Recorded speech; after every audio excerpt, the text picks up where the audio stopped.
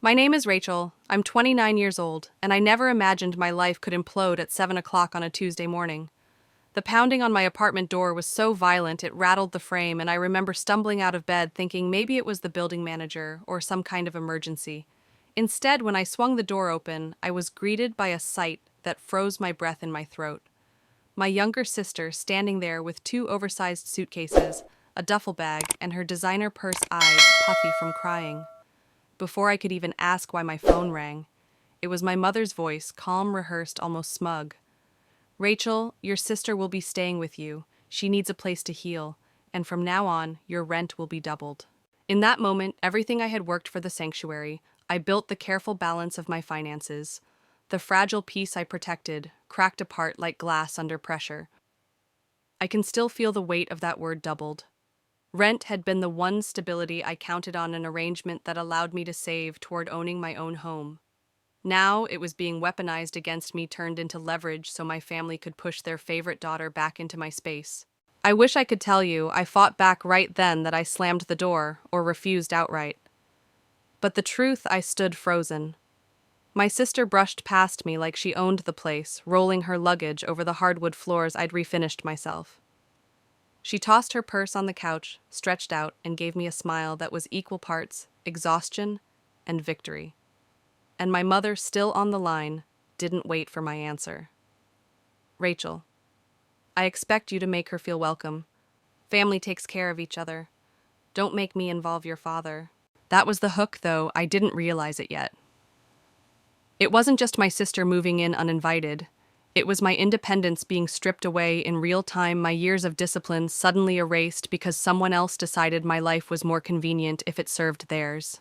I want you to sit with that image, one knock on the door, and the life you've built for years begins to collapse in front of you. Have you ever had that moment when something you thought was yours, safe and untouchable, is suddenly claimed by someone else? If you know that sting, if you've ever felt used by the very people meant to love you, you'll understand every step of what happened next. Before I dive deeper, I'll whisper this to you. Don't just listen passively. Tell me where you're watching from, because I know I'm not the only one who's faced betrayal that wore the mask of family. And if you've ever had your kindness twisted into an obligation, hit subscribe and stay. This isn't just my story, it might be yours too. That morning was the spark, but it wasn't the fire. The fire would come in the weeks that followed, as my home turned into a battlefield, as my parents tightened their grip, as my sister demanded more and more space. What began as an uninvited stay would escalate into an ultimatum that threatened to bankrupt me, crush me, and erase the very boundaries I fought my whole adult life to establish. And yet, this is not a tragedy. This is a story about drawing a line in the sand. It's about choosing freedom over fear, sovereignty over submission. That choice nearly tore my family apart. It left my sister sobbing and my parents livid. But it also gave me something I had never known before: respect. The question is, how did I get from that knock at the door to reclaiming my power? How did a moment of forced sacrifice become the turning point of my life? Stay with me, because the answer doesn't come easily. It comes piece by piece, battle by battle, until finally there's no more running, only a decision that changes everything. Before that morning shattered everything I had built, what I thought was a perfect foundation for my future. By day, I worked as a digital strategist at a mid-sized agency in downtown Chicago. 4 years of climbing the ladder had paid off. I was finally in charge of our biggest client, a nationwide fitness chain looking to overhaul their entire online presence. My desk overlooked the city skyline, glass walls, reflecting the sunlight in a way that made me feel for once like I belonged among people who were going places. My boss had even hinted at a promotion, 15% more salary, if the campaign succeeded. That promise alone had me waking up every morning with fuel in my chest. And then there was my home. My one-bedroom apartment wasn't luxurious, but it was mine, or so I had believed. 5 years earlier, my parents had purchased the building as an investment property and offered me a unit at below-market rent. At first, it felt like a gift. I poured my soul into making the space my sanctuary. I can still picture every corner, the soft sectional I paid off in 6 long months, the weathered oak coffee table I found at an estate sale and refinished by hand, the wall-to-wall shelves lined with psychology books, marketing manuals, and vinyl records from my college years. The kitchen, though small, was my workshop. A Vitamix blender bought with my first bonus and espresso machine I gifted myself on my 28th birthday, cast iron skillets. Seasoned with care, it was all proof of years spent building stability, one careful purchase at a time. And my bedroom. That was my haven. A memory foam mattress that swallowed me after 12-hour days, sheets so soft they rivaled hotel luxury, and a reading nook by the window where Sunday mornings passed in bliss, with coffee and rain tapping the glass. Every item told a story. Every dollar saved brought me closer to my dream. In 3 years, maybe less, I would finally have enough for a down payment on a home of my own. I was already browsing listings, not seriously, but with that sweet anticipation of what could be. That's why the knock at the door felt like a betrayal, deeper than simple inconvenience.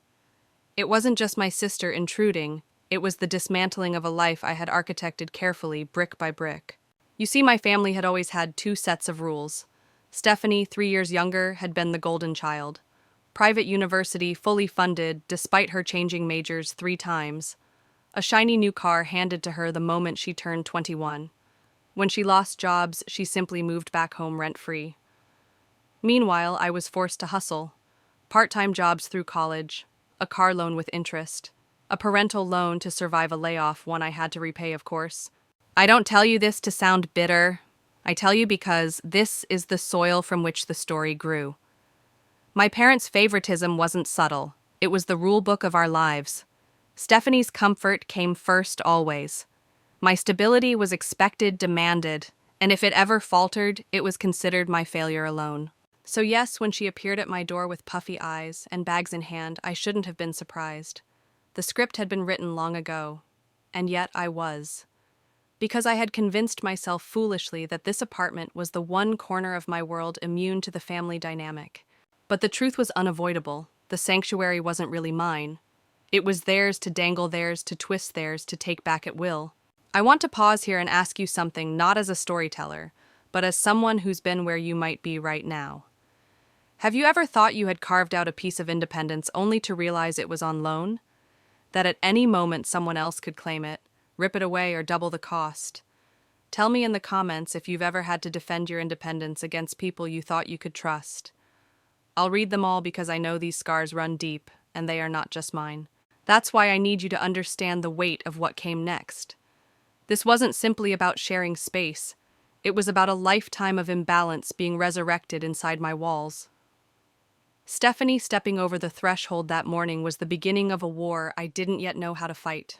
But soon enough I'd learn. For now, I clung to the fragile truth I had built something worth protecting, and I wasn't ready to watch it burn without a fight. If you really want to understand why that knock on the door rattled me so deeply, you have to go back further back to the pattern written into my family long before I paid my first rent check. Because this story wasn't born on a random Tuesday morning. It was built out of years of quiet inequity, where my role was cast as the dependable one, and my sister's role was cast as the chosen one. Stephanie is 3 years younger than me. In most families, that would simply mean different stages of life, maybe some rivalry, maybe some support. But in ours, it meant 2 completely different worlds.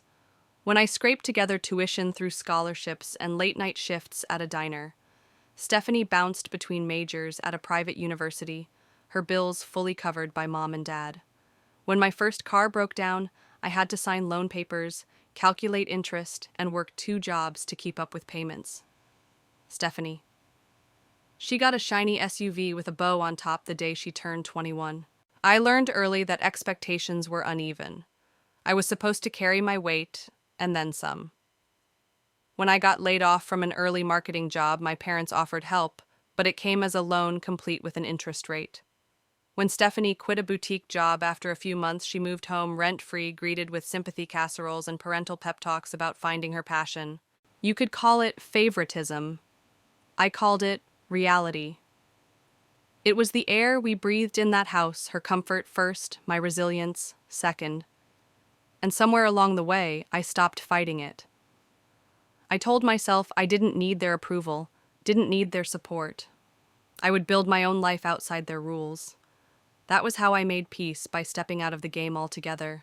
So when my parents offered me that below-market apartment, it felt for once like balance, maybe even fairness. I was paying rent, not living off them for free. They benefited from a reliable tenant. I benefited from stability and a chance to save for my future. For the first time, it seemed like I wasn't being penalized for being responsible. But favoritism doesn't vanish just because you've changed your address. It lurks waiting for an opportunity. And when Stephanie's relationship imploded, when her job evaporated, when she needed a soft landing, my sanctuary became the target. That morning, as she dragged her designer suitcase over my hardwood floors, all the old memories flooded back. The time she took my sweater without asking ruined it, and my mother scolded me for not sharing. The time she skipped class, but somehow it was me who got grounded for setting a bad example. The birthdays where her crises stole the spotlight while my achievements were nodded at and quickly forgotten. This wasn't just an inconvenience. It was a reminder in my family's script Stephanie's needs always eclipsed mine. And here we were again, but now the stage wasn't my childhood bedroom. It was the life I had built on my own dime. I want you to picture it. You work for years to carve independence, to pay for every comfort in your space, to finally believe you're free of those old dynamics.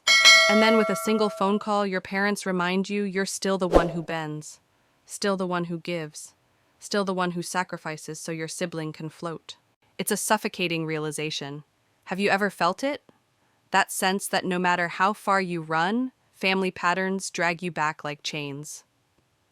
Drop a comment if you've lived that imbalance, because when you share, you remind others they're not crazy, they're not alone. That day, I looked around my carefully curated living room. The shelves I'd built, the couch I'd paid off, the sunlight I'd learned to cherish, and I knew it was all in danger. Not just from clutter, not just from inconvenience, but from something more insidious, history repeating itself. I didn't say it out loud, not then. But inside, a thought burned hotter than any anger: never again.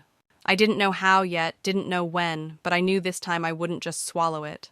Because if I did, then all those years of independence, of building brick by brick, would mean nothing. And I wasn't about to let my story end that way.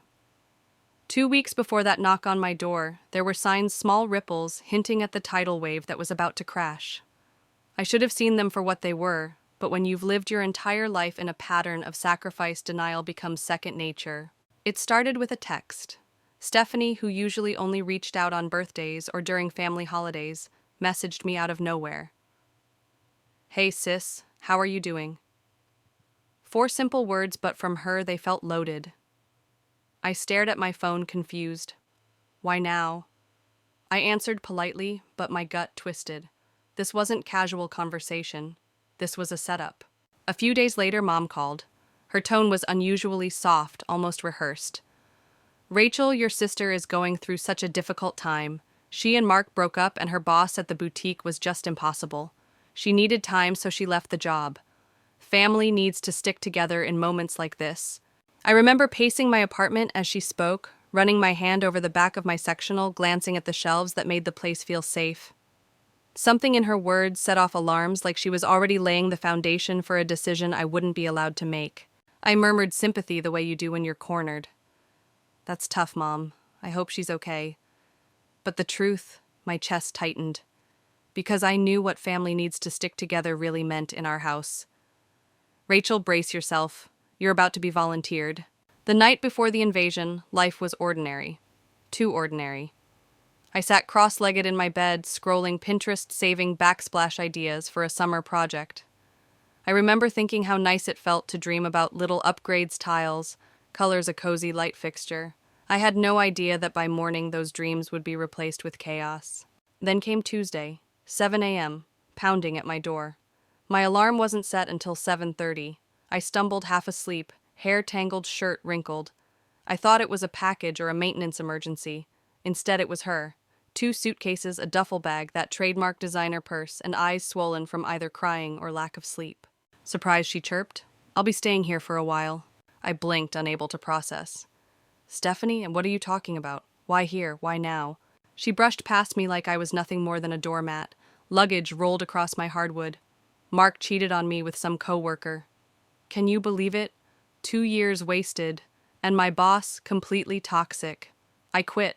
I can't deal with that energy right now. My living room swallowed her presence like it had been rehearsed.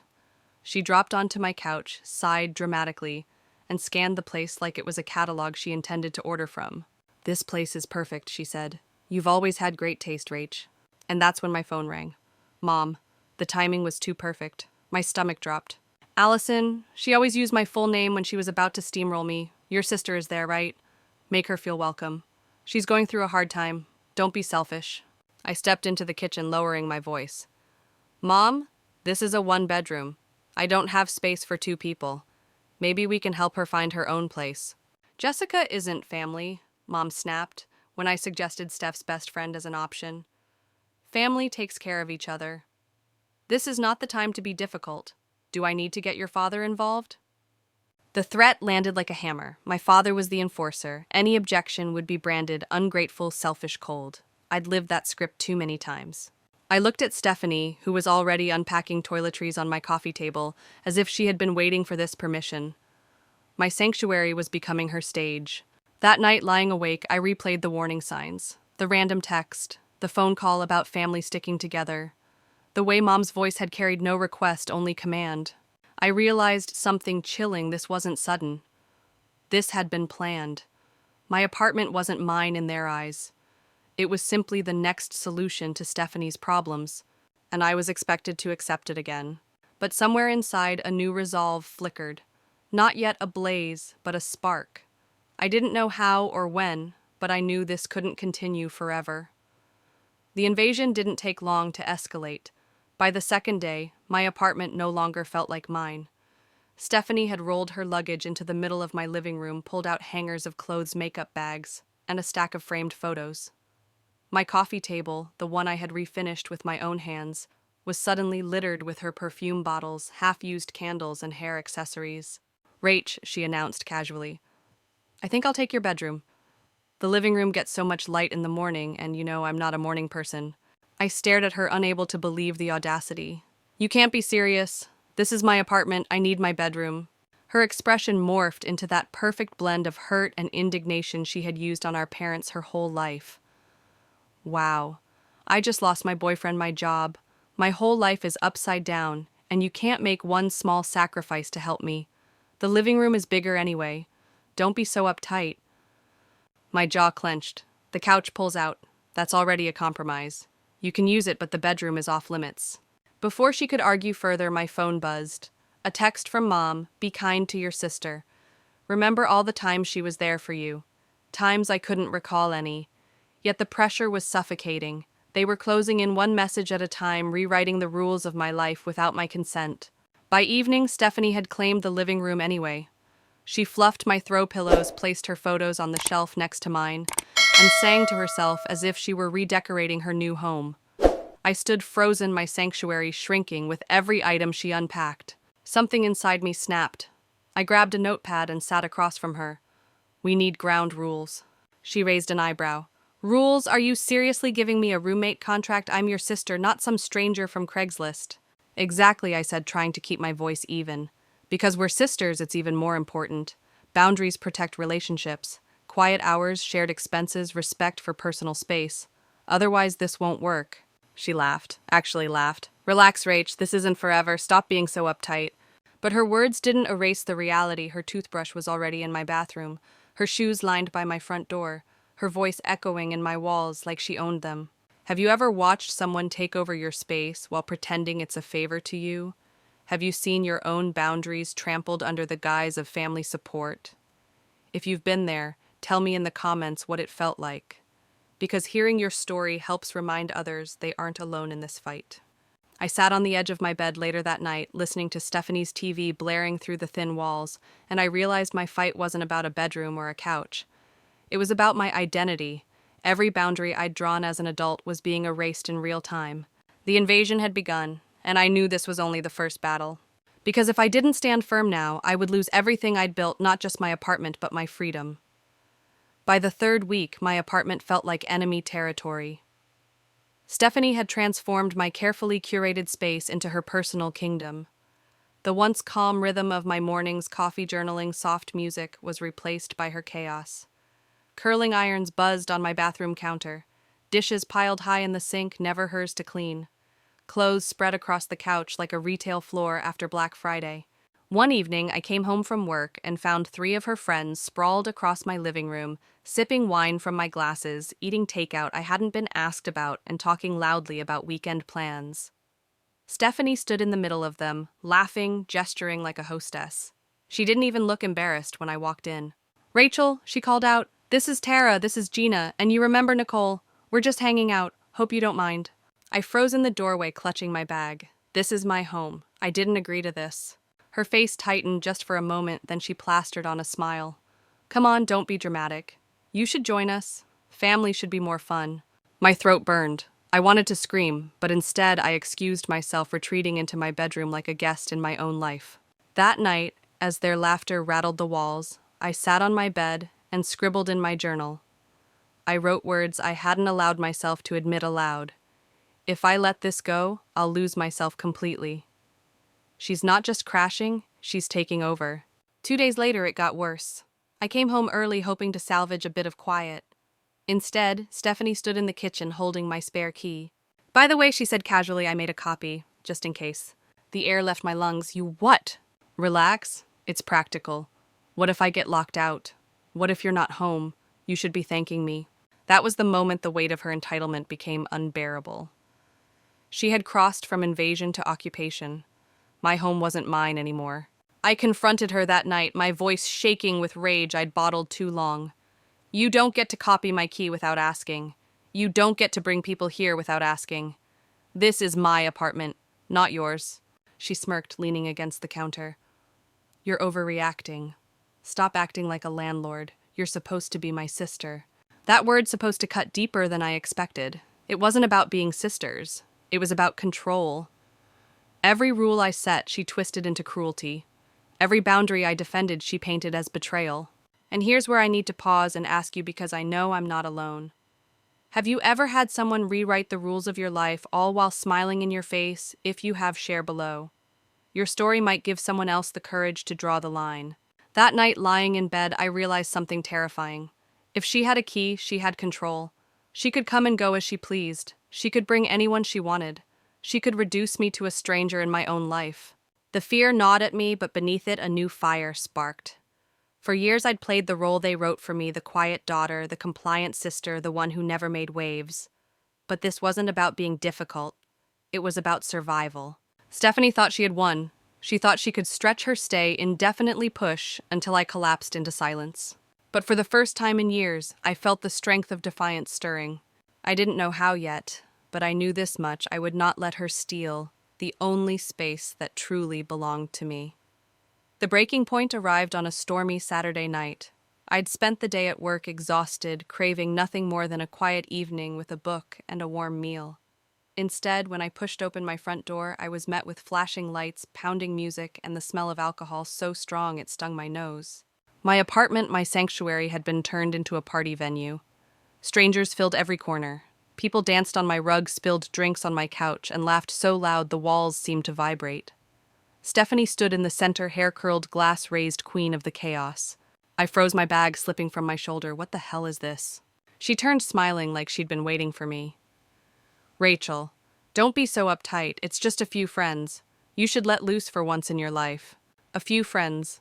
There had to be 30 people crammed into the space I'd fought so hard to make my own. My framed photos were shoved aside, my candles burned down to wax puddles, my favorite throw blanket stained with red wine. Something inside me snapped. Everyone out, now. The music screeched to a halt. Faces turned toward me, some amused, some annoyed. Stephanie laughed, trying to brush it off. "Ignore her, guys.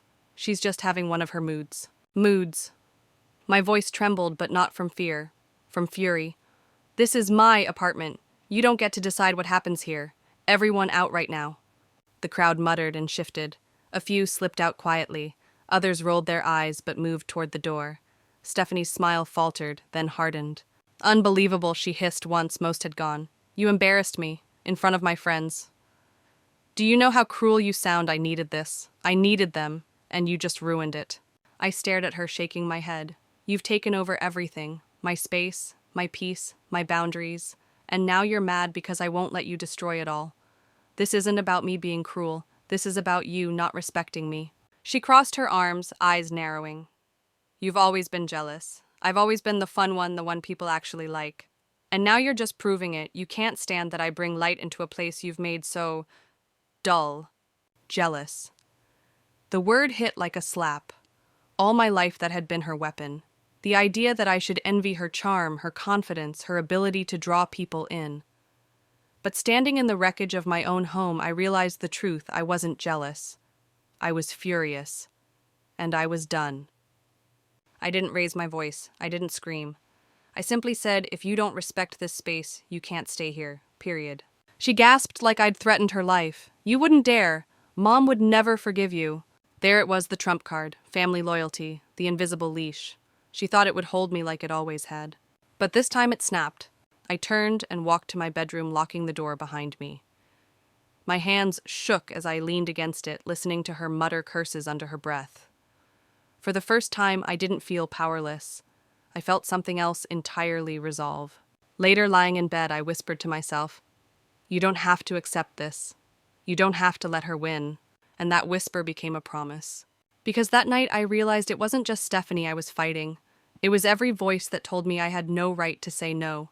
And I was ready to prove them wrong. The silence after the party was louder than the noise itself. Empty bottles clinked in the trash, sticky stains coated my kitchen floor, and the smell of alcohol lingered like a ghost. Stephanie stomped around the apartment for days, sulking, slamming doors, and sighing dramatically whenever I passed. At first I thought maybe she'd cool down, maybe she'd realize I was serious, but I underestimated her. One afternoon I came home early from work. The door was unlocked, though I had locked it that morning, and when I stepped inside, my stomach dropped. Stephanie wasn't just sulking anymore. She was settling in for good. Boxes, big cardboard boxes, lined the hallway. Clothes spilled out of open suitcases. My linen closet had been emptied, my shelves rearranged, and in the middle of it all stood Stephanie beaming. Surprised, she chirped. I decided to make this permanent. I mean, what's the point of pretending otherwise? You know Mom and Dad agree I should be here. I froze my keys, digging into my palm. Permanent Stephanie, this isn't your place. You don't live here. Her smile flickered. Don't be ridiculous, of course I do. Where else would I go? You're being heartless, even suggesting I leave. Heartless. That word stung more than I wanted it to, because wasn't that the trap I'd always fallen into? The fear of being called selfish, cold, cruel, when all I wanted was a little peace. But this time, I didn't swallow it. You can't just decide you live here. You don't pay rent. You don't ask permission. You've taken everything over, and I'm telling you enough. Her eyes narrowed sharp as glass. Do you even hear yourself? You sound like some stranger, like you've forgotten what family means. Do you want to be the villain in this story? The words chilled me. Villain, selfish, cold. They were the weapons she wielded with expert precision, honed over years of knowing exactly where my guilt lived. But standing in the wreckage of my own home, I realized something I should have known long ago. Villains aren't the ones who set boundaries. Villains are the ones who trample them. That night I sat at my desk staring at the copy of my lease. My name, my signature, my responsibility. Not hers, not my parents', mine. And for the first time in weeks, I felt clarity slice through the fog. Stephanie wasn't just unwelcome, she was trespassing. Still, the thought of calling the police made me sick. She was my sister.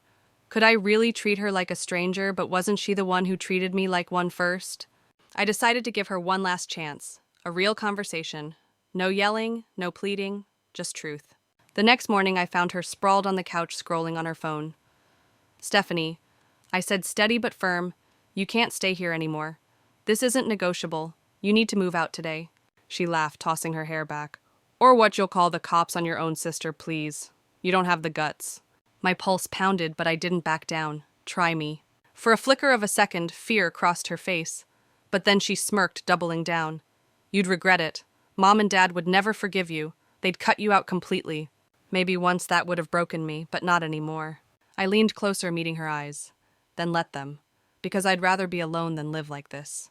The room went silent. She stared at me stunned, not because I shouted, but because I didn't. Because I finally meant it. And in that silence, something shifted. Not just in her, but in me. Because the truth was undeniable, now this wasn't just about an apartment. It was about reclaiming the life she thought she could steal, and I wasn't giving it up. They say a single decision can draw a line between the life you've lived and the life you refuse to accept any longer. For me, that line was drawn the moment Stephanie smirked and told me I didn't have the guts. That night, I couldn't sleep. I lay awake, staring at the ceiling, the weight of her words pressing down. She believed I would never fight back, that I would crumble like always under the fear of losing family approval.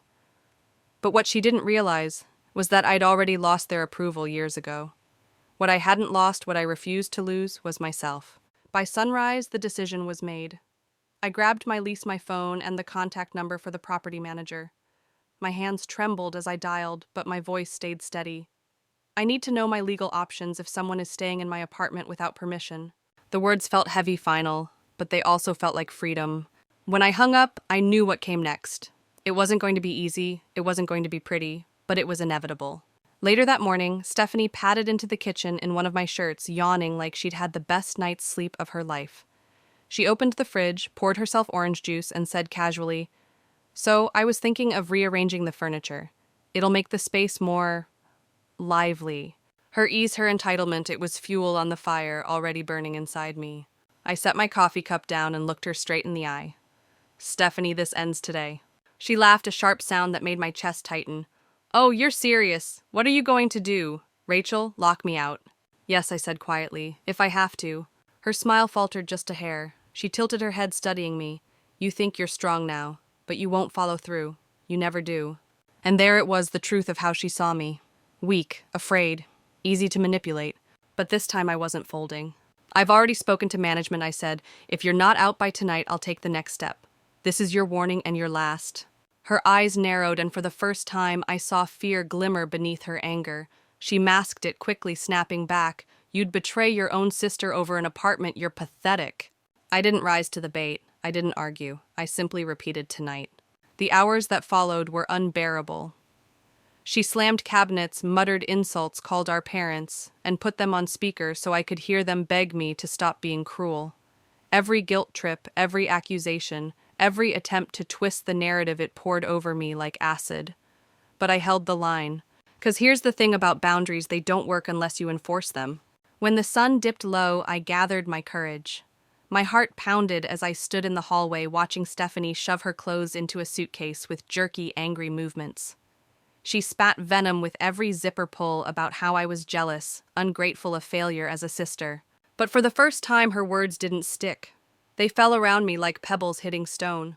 As she stormed past me, dragging her suitcase to the door, she paused and hissed, "You'll regret this. You'll be alone forever." I met her gaze and said softly, "Better alone than living like this." The door slammed, rattling the frame. Silence followed, real silence, the kind I hadn't felt in weeks. My body shook, adrenaline surging, but beneath it was a calm I barely recognized. Because for once I had chosen myself. And yet, even as relief washed over me, a question lingered in the back of my mind, heavy and unresolved. Had I really won? Or had I just opened the door to a bigger battle? The first night without Stephanie should have felt like victory. For weeks I had dreamed of silence, of space that was mine again. And yes, there was silence, but it was a heavy kind, not the peace I'd imagined. I walked through my apartment room by room, and everywhere I looked, traces of her remained: an earring, glinting under the couch, a half-empty perfume bottle on my dresser, the faint outline of boxes that had dented the carpet. It didn't feel like she'd left. It felt like she'd been ripped out violently, leaving pieces of herself behind as scars. Still, I breathed deeply, forcing myself to remember this was what I wanted. Boundaries, autonomy, my home back. But Stephanie wasn't finished with me. 3 days later, I came home to find an envelope taped to my door. Inside was a letter handwritten in her curling script. "Rachel," it began, "I don't know how you can live with yourself. Do you realize what you've done? You've humiliated me, betrayed me, abandoned me. Mom and Dad are furious. They said you've turned into a stranger, that you've let money and pride destroy your heart. I hope you're happy sitting alone in your little apartment while the rest of us stand together as a family." I sank into a chair, reading the words over and over. It wasn't just manipulation, it was a declaration of war. She was rallying my parents, painting herself as the victim, and me as the villain. For a moment, guilt clawed at me. Had I gone too far? Should I have given her more time, more grace? But then I remembered her boxes, her smirk, the way she had declared my space hers, without a shred of remorse. That wasn't family, that was control. And if she wanted to drag Mom and Dad into this, then fine. Let them come. The calls started that evening. First Mom, her voice sharp with disappointment. Rachel, how could you throw your own sister out like a criminal? Do you understand what you've done to her? She has nowhere to go. She has plenty of places to go, I answered, my voice shaking. But this place isn't one of them. This is my home, my lease, my life. You're selfish, she spat. We didn't raise you to abandon family. A bitter laugh escaped before I could stop it. No, you raised me to sacrifice myself until I had nothing left. Well, I'm done. She hung up. Dad called next, quieter but more dangerous in his calmness. Rachel, think about your future. Think about holidays, family gatherings. Do you really want to burn this bridge over something so trivial? Trivial. That word echoed in my head long after the call ended. Was my autonomy trivial? Was my right to peace trivial? Or was that just how they saw me, small, insignificant, someone whose needs could be brushed aside? The more I thought about it, the clearer it became this wasn't about Stephanie anymore. It was about a family system built on guilt, control, and obedience. And by saying no, I hadn't just shut Stephanie out, I'd cracked the foundation they'd built their power on. That realization scared me, but it also thrilled me, because for the first time I understood this wasn't the end of a fight. It was the beginning of my freedom. But freedom always has a price. And as I watched the voicemail notifications pile up as whispers spread among extended relatives, I knew the price would be steep. The question was I willing to pay it? The answer deep down was already yes. The storm hit harder than I expected. It began subtly muted conversations at family dinners. I wasn't invited to cousins posting cryptic comments online about loyalty and betrayal. But soon the whispers turned into full-blown accusations. Stephanie hadn't just told our parents her version of the story. She had spread it through the entire family tree, weaving a narrative where she was the abandoned victim and I was the cold-hearted traitor. And in some twisted way, they believed her. One Saturday morning, I stopped by the grocery store. As I stood in line, my phone buzzed with a message from my aunt. I don't know what's gotten into you, Rachel. Family is everything. Don't destroy yours over something so petty. Petty. The word sliced through me. Did none of them understand what I'd endured? Did no one care that my boundaries had been trampled? My home invaded, my voice ignored? But the truth was they didn't want to understand. They wanted me to fall back into line to restore the fragile illusion of harmony. And Stephanie, oh, she thrived on it. That week, she posted a photo online, her sitting in a cafe, captioned, "Starting over, thanks to those who truly love me." The comments poured in. "You're so strong. Rachel should be ashamed. Blood is thicker than water." Each comment felt like a dagger. But instead of bleeding, I hardened. Because here's what they didn't know. Every cruel word only made me more certain that I had chosen the right path. Still, the loneliness gnawed at me. The calls from Mom and Dad grew nastier. At one point, Dad shouted, "Do you realize you've embarrassed this family? People are talking about us? Your sister is humiliated, and it's your fault."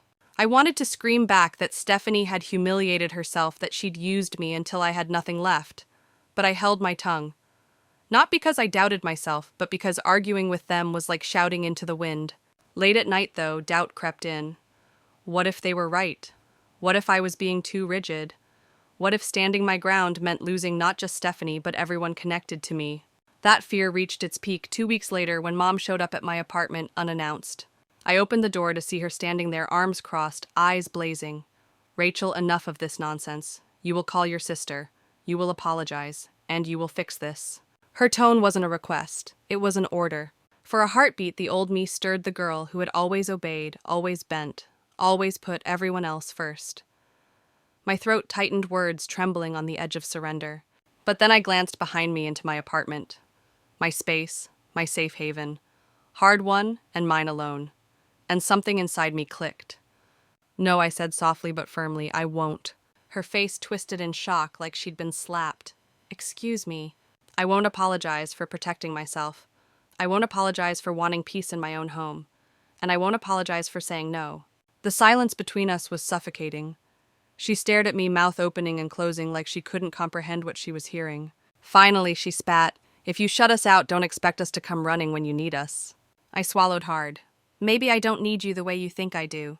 She left without another word, the slam of the door reverberating through the apartment. I stood there, heart-pounding, legs shaking, but inside a strange calm blossomed. Because in that moment, I realized something vital. This wasn't just about Stephanie anymore. This was about the pattern, the way my family had always demanded my silence, my compliance, my sacrifice. By saying no to Stephanie, I was saying no to all of it. And though the cost was steep, I finally understood I would rather stand alone in truth than live surrounded by lies. I thought standing up to my mother at the door would be the climax of the conflict, that once I drew my line in the sand, the war would burn itself out. But I was wrong. That was just the spark. The real fire came after. A week later, I received an official-looking envelope slipped under my door. For a split second, I thought it was another guilt-soaked letter from Stephanie. But this wasn't handwritten, it was typed, stamped, and terrifying. It was a notice from the rental office. A complaint had been filed against me claiming I had violated my lease agreement by refusing to accommodate cohabitation requests. I blinked at the words, confused. Who had filed such nonsense? Then I saw it scrawled at the bottom, filed on behalf of tenant family concerns. Stephanie. She had actually tried to weaponize my lease against me. I marched down to the rental office, heart pounding. The manager looked apologetic but firm. Rachel, I don't know what's going on in your family, but someone has called us multiple times. They insist this apartment is meant to be a shared unit and that you've unfairly denied access. They're lying, I said through clenched teeth. This lease is in my name. Only mine. I've paid every cent myself. No one else has rights to this place. He nodded. I know, and we have no grounds to evict you. But if the harassment continues, it could create a problem for the building. I walked out shaking. It wasn't just about guilt-tripping me anymore. Stephanie and my parents wanted to sabotage my life, even if it meant dragging my name into legal trouble. That evening, as if on cue, Mom called again. But this time her tone wasn't just sharp, it was threatening. You think you're strong, Rachel, but you can't fight family. Stephanie has every right to be cared for, and if you won't do it, we'll make sure people know who you really are. Selfish, cold, heartless. It wasn't just emotional blackmail, it was character assassination. And sure enough, the smear campaign spread. Relatives began posting sly comments online. A cousin tagged me in a post about people who turn their backs on blood. A family friend messaged me saying, I'm disappointed, Rachel. I never thought you'd abandon your sister like this. The walls felt like they were closing in. My private battle had become a public trial, and I was the accused with no jury willing to hear my side. One night, unable to sleep, I sat at my kitchen table with a notebook. I listed everything: the invasion of my apartment, the manipulation, the letters, the calls, the false complaint. When I saw it all in black and white, I realized something chilling. This wasn't just family drama anymore. It was harassment. And harassment had consequences. But still a part of me hesitated. Taking legal steps meant escalating the war, dragging my own parents and sister into a system that didn't care about family loyalty. Was I ready to cross that line? The answer came 2 days later, when I received another letter, this one threatening to sue me for emotional damages if I didn't reconcile with Stephanie. It wasn't drafted by a lawyer, just cobbled together with legal-sounding words. But it was enough.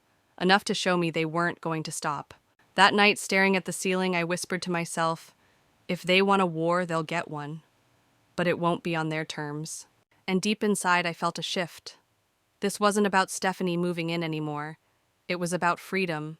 It was about whether I had the right to live without chains, without constant demands, without being defined as nothing more than a resource for others to exploit. The smear campaign had pushed me to the edge, but instead of breaking, I felt steel forming in my spine. If I had to stand alone against them all, I would. Because some battles aren't just personal. They're about survival.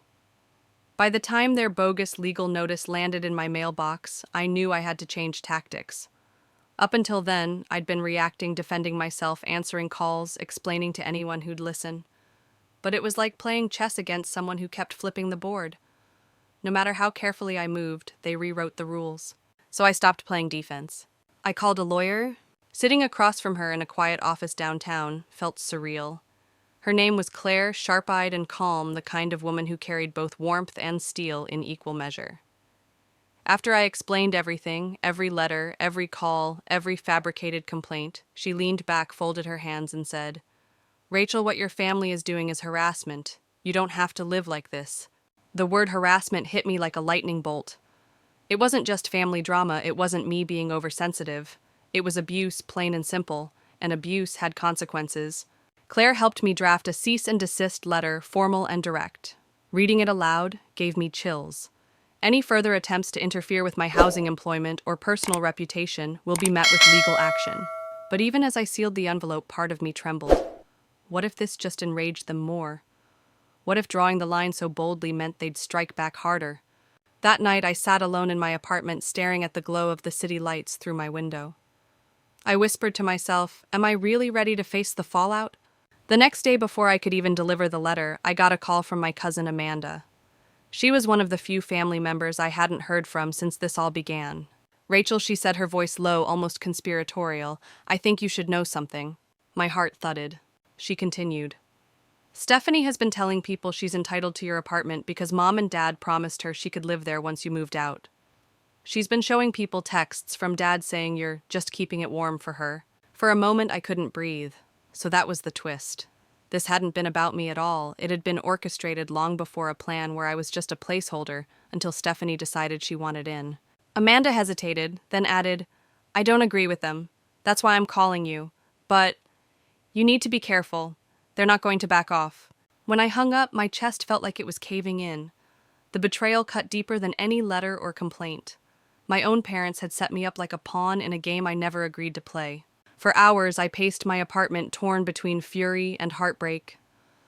I thought of every sacrifice I'd made, working overtime, scraping rent together, building this home brick by brick with my sweat and solitude. And all along, I'd been nothing more than a placeholder for someone else's comfort. But then something shifted. The rage crystallized into clarity. If this was their game, then it was time for me to flip the board myself. I sent Claire the information Amanda had shared. Together, we added it to the file evidence of a pattern proof of manipulation. And for the first time, I felt like I wasn't just surviving anymore. I was preparing to fight back. Still, I knew better than to think victory would come overnight. Stephanie thrived on chaos, and my parents enabled her at every turn. They would strike again. But as I sat at my desk staring at the cease and desist letter ready to go, I allowed myself a small smile. They thought I was fragile. They thought I'd fold under the weight of their lies. They thought blood ties guaranteed obedience. But they were wrong.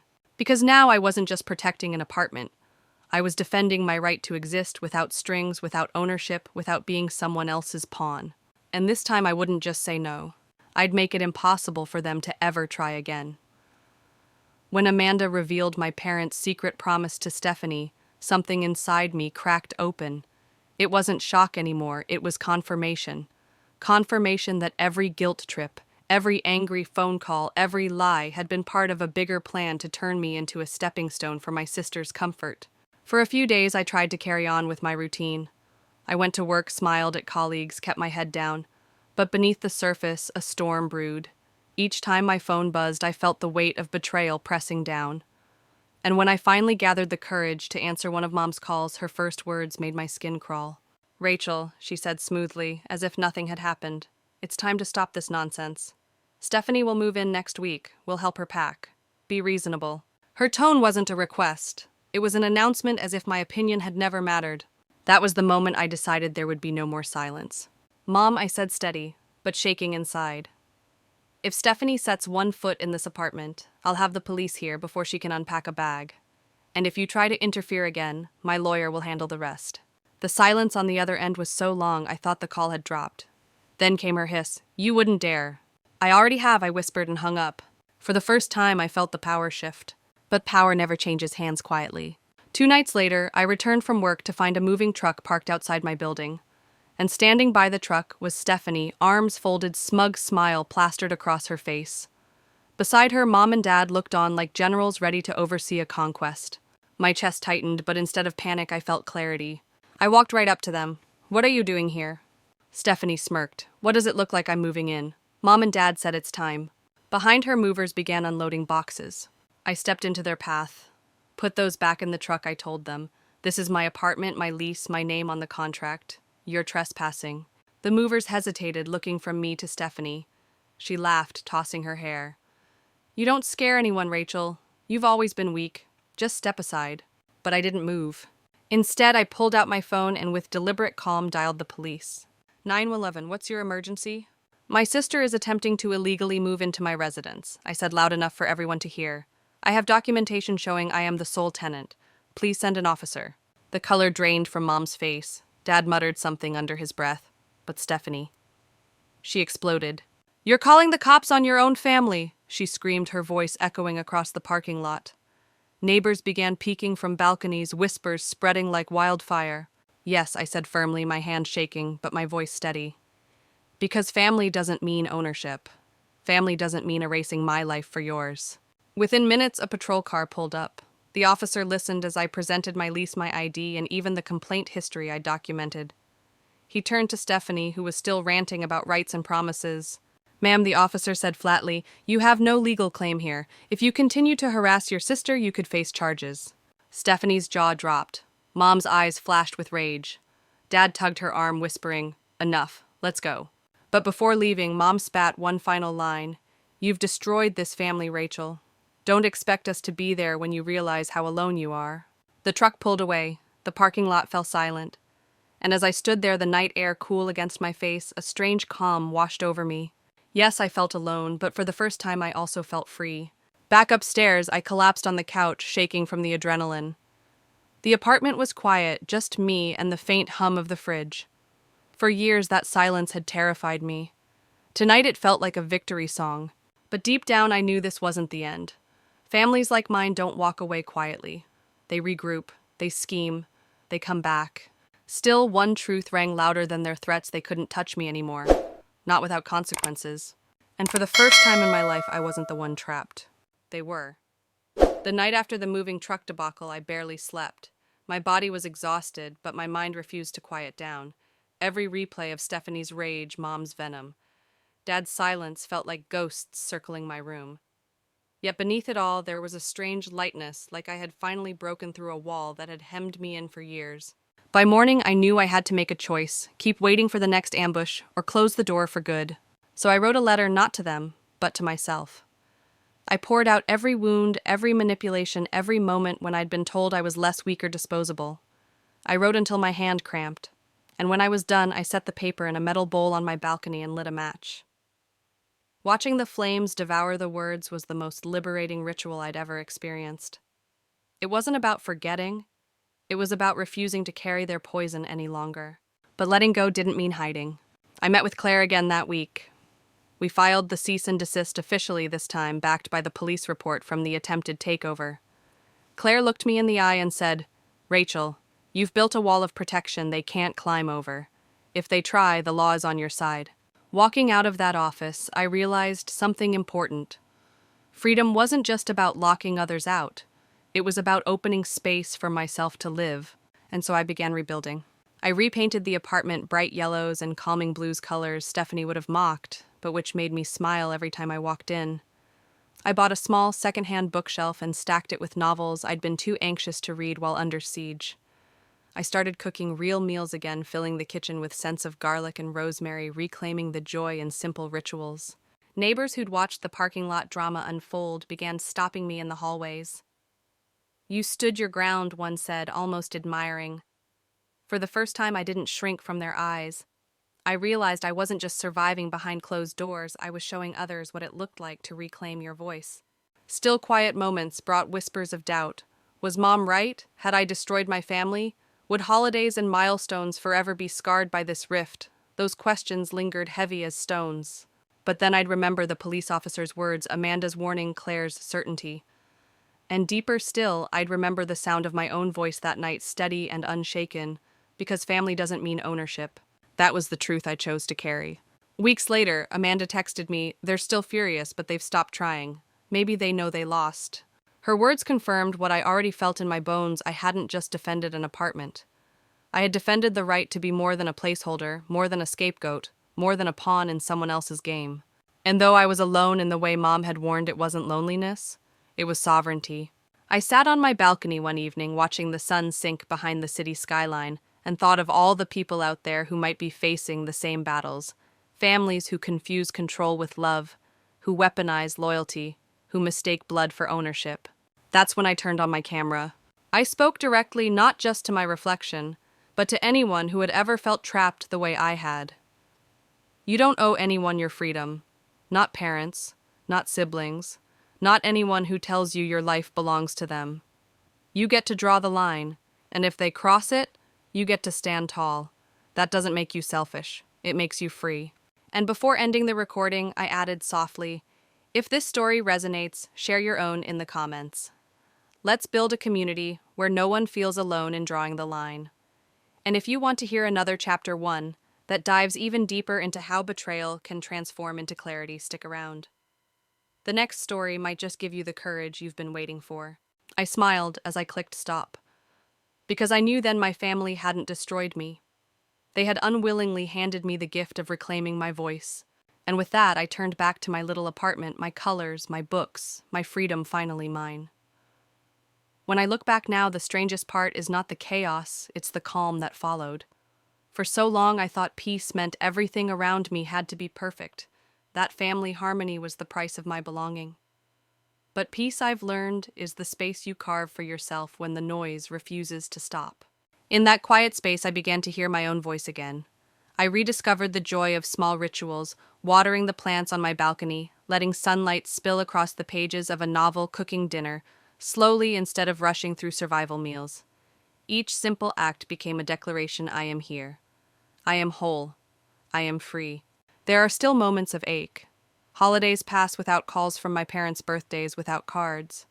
I'd be lying if I said it doesn't sting. But instead of filling that emptiness with longing, I've filled it with chosen family friends who show up, neighbors who check in, strangers online who share their own survival stories. The absence has become an invitation to build something real. And maybe that's the lesson I want to leave with you. Sometimes the family we're born into isn't the one meant to carry us forward. Sometimes blood ties bind more like chains than like love. And in those moments, you are allowed, no, you are obligated to choose freedom.